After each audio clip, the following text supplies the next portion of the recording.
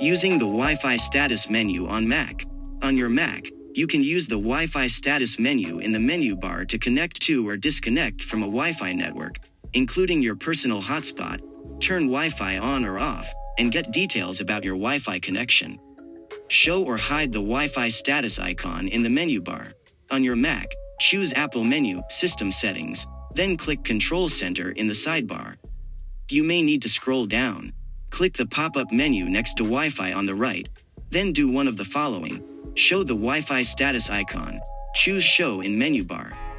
If you want to hide the Wi-Fi status icon, choose Don't Show in menu bar. On your Mac, click the Wi-Fi status menu in the menu bar.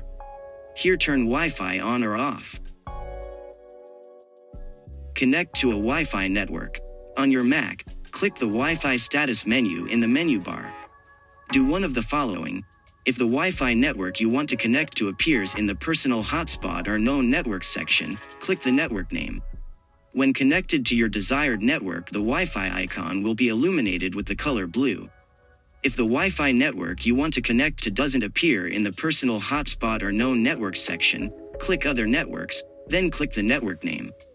If the Wi-Fi network is hidden, click Other Networks, scroll to the bottom of the list of networks, click Other, enter the network name and password, then click Join. On your Mac, click the Wi-Fi status menu in the menu bar. Click the Wi-Fi icon to the left of the connected network. The Wi-Fi icon will no longer be illuminated blue when disconnected. If you want to view details about your Wi-Fi connection, you can use the Wi-Fi status menu to get details about your Wi-Fi connection, such as the IP address.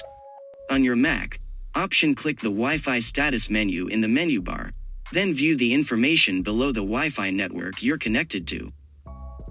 Thank you for watching. Please like and subscribe.